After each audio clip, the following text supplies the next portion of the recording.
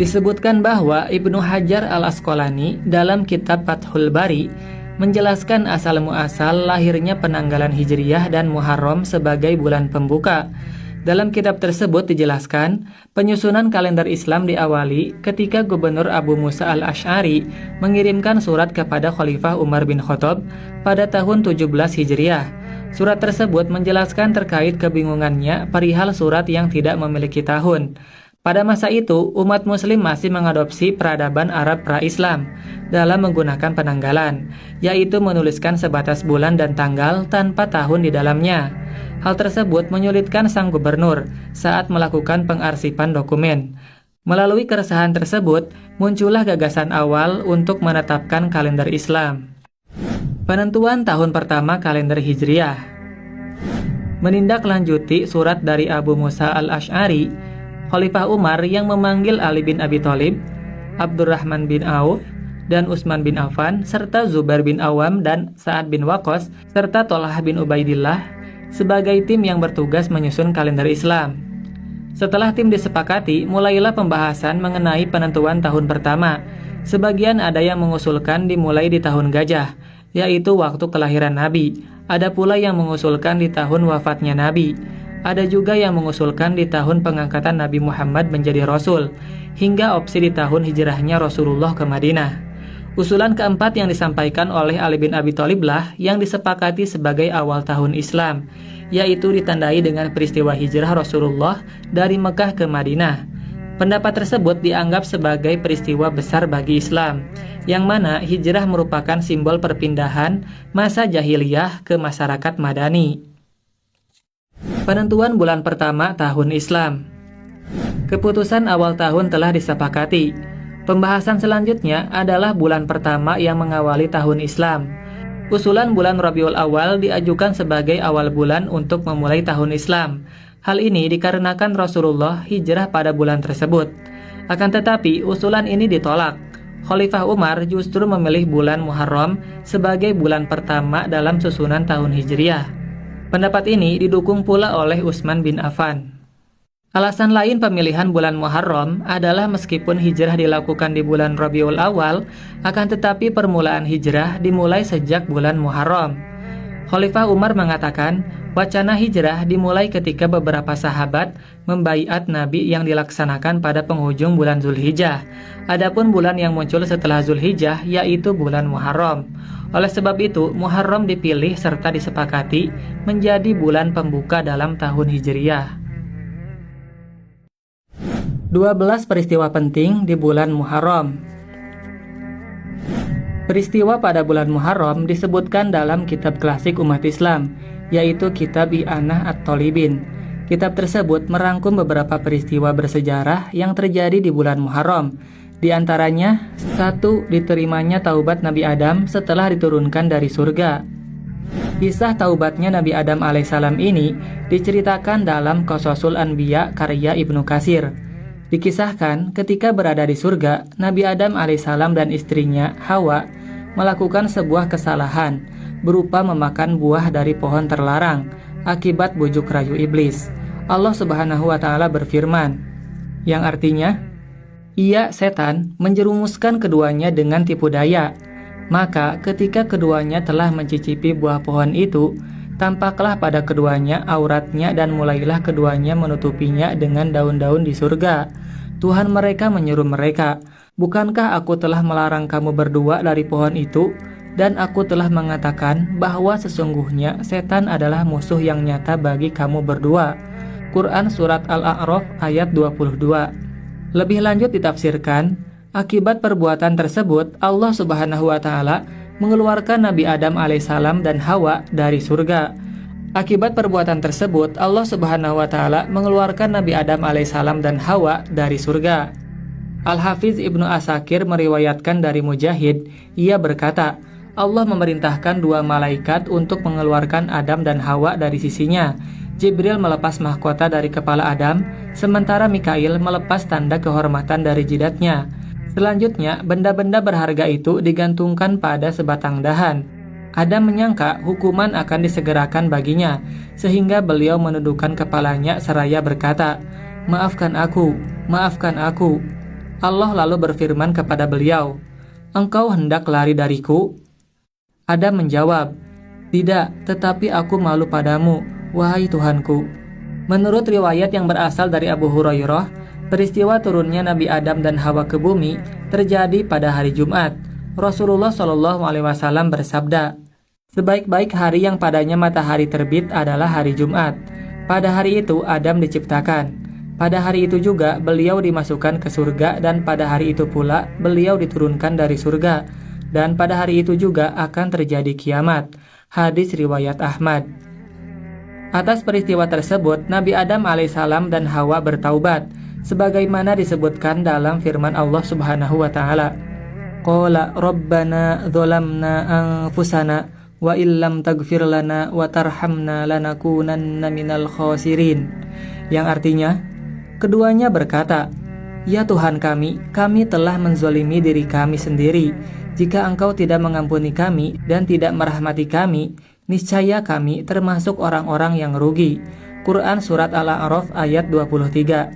Hingga pada akhirnya Allah Subhanahu wa taala menerima taubat dari Nabi Adam dan Hawa, sebagaimana Dia berfirman, "Fatalaqqa Adamu mir rabbih kalimatin fataba alaihi innahu huwat tawwabur rahim." Yang artinya, kemudian Adam menerima beberapa kalimat dari Tuhannya, lalu dia pun menerima taubatnya. Sesungguhnya Dialah yang Maha Penerima Taubat lagi Maha Penyayang. Quran Surat Al-Baqarah ayat 37.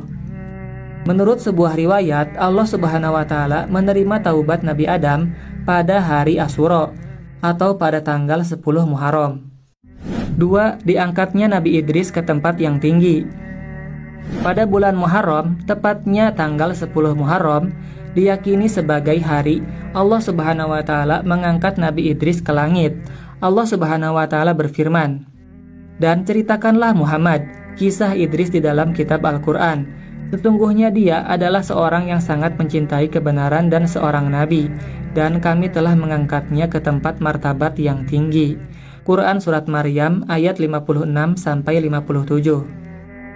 Ibnu Katsir dalam kitabnya berjudul Qasasul Anbiya menjelaskan mengenai firman Allah, "Dan kami telah mengangkatnya ke tempat martabat yang tinggi." Kemungkinan besar maksud dari tempat itu seperti dijelaskan dalam hadis Isra Mi'raj yang disebutkan dalam kitab Shahihain, yaitu bahwasannya Rasulullah bertemu dengan Nabi Idris ketika beliau berada di langit keempat, lapisan keempat dari 7 lapis langit. Hadis riwayat Bukhari dan Muslim. 3. Berlabuhnya kapal Nabi Nuh. Pada 10 Muharram, kapal Nabi Nuh berlabuh di Gunung Judi setelah banjir besar yang menghancurkan kaum yang tidak beriman. Hanya Nabi Nuh, pengikutnya yang beriman, dan pasangan-pasangan hewan yang selamat. Peristiwa ini dijelaskan dalam Quran Surat Hud ayat 44, yang artinya, "Dan difirmankan, wahai bumi, telanlah airmu, dan wahai langit atau hujan, berhentilah, dan air pun disurutkan, dan perintah pun diselesaikan. Dan kapal itu pun berlabuh di atas Gunung Judi, dan dikatakan, binasalah orang-orang yang zolim." 4. Diselamatkannya Nabi Ibrahim dari kobaran api. Peristiwa bersejarah pada bulan Muharram selanjutnya adalah selamatnya Nabi Ibrahim dari kobaran api. Nabi Ibrahim dihukum dilempar ke dalam kobaran api oleh Raja Namrud yang zolim. Hukuman ini diberikan karena Nabi Ibrahim yang masih berusia 16 tahun mendebat Raja Namrud tentang ketuhanan. Peristiwa ini dijelaskan di dalam Al-Quran Surat Al-Anbiya ayat 69, yang artinya, kami berfirman, "Wahai api, jadilah dingin dan penyelamat bagi Ibrahim." 5. Diturunkannya kitab Taurat pada Nabi Musa. Bukti bahwa kitab Taurat diturunkan kepada Nabi Musa alaihissalam termaktub dalam Surat Al-Isra ayat 2. Allah Subhanahu wa taala berfirman, yang artinya, "Dan kami berikan kepada Musa kitab Taurat, dan kami jadikan kitab Taurat itu petunjuk bagi Bani Israel, dengan firman, janganlah kamu mengambil penolong selain aku." Ketika kitab Taurat diwahyukan, Nabi Musa mendapat kesempatan untuk berbicara langsung dengan Allah Subhanahu wa taala. Makanya beliau diberi gelar Kalimullah, atau orang yang diajak berbicara langsung oleh Allah Subhanahu wa taala. Kisah ini diabadikan dalam firman Allah surat An-Nisa ayat 164. Wa kallamallahu Musa taklima. Yang artinya, dan kepada Musa Allah berfirman secara langsung. 6. Dikeluarkannya Nabi Yusuf alaihissalam dari penjara. Nabi Yusuf dikenal dengan perjalanan hidupnya yang penuh cobaan. Ia pernah dipenjara bertahun-tahun karena tuduhan palsu. Akhirnya Allah Subhanahu wa Ta'ala membebaskannya dari penjara dan mengangkatnya ke kedudukan yang tinggi di Mesir. Kisah ini diceritakan secara rinci dalam surat Yusuf ayat 54, yang artinya, dan raja berkata, bawalah dia, Yusuf, padaku, sebagai orang yang dekat kepadaku. Maka tak kala raja telah bercakap-cakap dengannya, ia berkata, sesungguhnya kamu mulai hari ini menjadi seorang yang berkedudukan tinggi, lagi dipercayai di sisi kami. Pembebasan Nabi Yusuf dari penjara ini diyakini terjadi pada bulan Muharram, yang menambah deretan peristiwa penting yang terjadi pada bulan ini. 7. Disembuhkannya kebutaan Nabi Yakub alaihissalam dari wasilah pakaiannya Nabi Yusuf alaihissalam. Kisah kesedihan Nabi Yakub karena kabar kehilangan putranya, Yusuf, membuatnya sakit parah, bahkan sempat kehilangan penglihatannya, larut dalam kesedihan yang akan menyebabkan sakitnya makin parah dan dapat membuat dirinya meninggal. Namun, kesedihan Nabi Yakub berubah menjadi sukacita tak kala dirinya mengetahui Yusuf dan Benyamin masih ada. Dia pun ingin segera bertemu dengan kedua anaknya itu.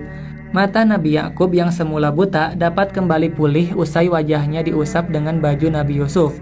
Kesembuhan Nabi Yakub itu dilukiskan dalam firman Allah, surat Yusuf ayat 96, yang artinya, maka ketika telah tiba pembawa kabar gembira itu, maka diusapkannya baju itu ke wajahnya Yakub. Lalu dia dapat melihat kembali. Dia Yakub berkata, bukankah telah aku katakan kepadamu bahwa aku mengetahui dari Allah apa yang tidak kamu ketahui? 8. Disembuhkannya Nabi Ayub dari sakit kulit yang berkepanjangan. Dalam kitab Mukasyafatul Qulub, karya Imam Al-Ghazali, pada 10 Muharram, Allah Subhanahu wa Ta'ala memberikan kesembuhan kepada Nabi Ayub alaihissalam dari sakit kulit yang berkepanjangan. Nabi Ayub merupakan seorang nabi yang gagah, tampan dan kaya. Kemudian Allah Subhanahu wa Ta'ala memberi ujian kepadanya dengan menjadi miskin serta penyakit gatal. Setelah bertahun-tahun, kemudian Allah Subhanahu wa Ta'ala memerintahkan Nabi Ayub untuk menghentakkan kakinya ke tanah. Sekejap ada air putih bersih dari perut bumi yang bisa menyembuhkan penyakit kulitnya. Peristiwa tersebut diabadikan dalam surat Shad ayat 41-42. Allah Subhanahu wa Ta'ala berfirman, yang artinya, dan ingatlah akan hamba kami Ayub ketika dia menyeru Tuhannya, sesungguhnya aku diganggu setan dengan penderitaan dan bencana. Allah berfirman, hentakanlah kakimu, inilah air yang sejuk untuk mandi dan untuk minum. Quran surat Shad ayat 41-42. 9. Dikeluarkannya Nabi Yunus dari perut ikan Nun. Saat Nabi Yunus diutus oleh Allah Subhanahu wa Ta'ala untuk berdakwah ke penduduk Ninawa, atau yang sekarang dikenal dengan Irak, untuk menyembah Allah, Nabi Yunus mendapatkan tantangan serta penolakan. Tidak tahan dengan olok-olokan penduduk Ninawa, membuatnya marah dan pergi. Dalam kepergiannya, Nabi Yunus menumpang ke kapal yang hendak bertolak. Singkat cerita, kapal yang ditumpangi oleng, sehingga kapal harus mengurangi beban muatan. Di tengah jalan, sayangnya Nabi Yunus harus dilemparkan ke laut. Ketika Nabi Yunus tercebur dalam laut, ia termakan oleh ikan paus. Selama beberapa hari, Nabi Yunus tinggal di perut ikan paus. Pada hari ke-10 Muharram, Nabi Yunus dimuntahkan dari dalam perut ikan. Dalam Al-Quran Surat Al-Anbiya ayat 87-88, Allah Subhanahu wa Ta'ala berfirman, dan ingatlah kisah Zunnun atau Yunus ketika dia pergi dalam keadaan marah. Lalu dia menyangka bahwa kami tidak akan menyulitkannya. Maka dia berdoa dalam keadaan yang sangat gelap. Tidak ada Tuhan selain Engkau. Maha suci Engkau, sungguh aku termasuk orang-orang yang zolim. Maka kami kabulkan doanya dan kami selamatkan dia dari kedukaan. Dan demikianlah kami menyelamatkan orang-orang yang beriman. Quran Surat Al-Anbiya ayat 87-88. 10. Selamatnya Nabi Musa dari kejaran Fir'aun. Pada 10 Muharram, Nabi Musa alaihissalam diselamatkan dari kejaran Fir'aun. Peristiwa ini menjadi dasar adanya puasa Asyura yang dilakukan umat Muslim dan kaum Yahudi. Ketika tiba di Madinah, Rasulullah Shallallahu Alaihi Wasallam mendapati orang-orang Yahudi melakukan puasa Asyura. Lalu Rasulullah Shallallahu Alaihi Wasallam bertanya, "Kalian puasa apa hari ini?" Orang-orang Yahudi tersebut menjawabnya, "Ini adalah hari yang sangat mulia. Ini adalah hari saat Allah menyelamatkan Musa dan kaumnya. Saat itu juga Fir'aun dan kaumnya ditenggelamkan." Nabi Musa berpuasa pada hari tersebut dalam rangka bersyukur. Oleh karena itu, kami pun mengikuti beliau berpuasa pada hari ini. Rasulullah Shallallahu Alaihi Wasallam kemudian berkata, "Kita seharusnya lebih berhak dan lebih utama mengikuti Musa daripada kalian." Setelah itu, Rasulullah Shallallahu Alaihi Wasallam memerintahkan kaum muslimin untuk berpuasa. Hadis riwayat Bukhari dan Muslim. 11. Diangkatnya Nabi Isa ke langit. Nabi Isa alaihissalam dilahirkan dan diangkat ke langit pada hari Asyura. Saat kaum kafir Bani Israel punya niatan untuk membunuh Nabi Isa, Allah Subhanahu wa Ta'ala menjadikan orang yang mirip dengan Nabi Isa sebagai orang yang terbunuh dan disalib. Kemudian Allah Subhanahu wa Ta'ala menyelamatkan Nabi Isa alaihissalam dengan mengangkatnya ke langit. Dalam surat An-Nisa ayat 157 sampai 158, Allah Subhanahu wa Ta'ala berfirman, yang artinya, "Dan karena ucapan mereka, sesungguhnya kami telah membunuh Al-Masih, Isa putra Maryam, Rasul Allah. Padahal mereka tidak membunuhnya dan tidak pula menyalibnya, tetapi yang mereka bunuh ialah orang yang diserupakan dengan Isa bagi mereka. Sesungguhnya orang-orang yang berselisih paham tentang pembunuhan Isa benar-benar dalam keraguan-raguan tentang yang dibunuh itu. Mereka tidak mempunyai keyakinan tentang siapa yang dibunuh itu, kecuali mengikuti persangkaan belaka. Mereka tidak pula yakin bahwa yang mereka bunuh itu adalah Isa. Tetapi yang sebenarnya Allah telah mengangkat Isa kepadanya, dan Allah Maha Perkasa lagi Maha Bijaksana." Quran Surat An-Nisa ayat 157 sampai 158. 12. Diampuninya kesalahan yang telah lewat dan yang akan datang dari Nabi Muhammad SAW.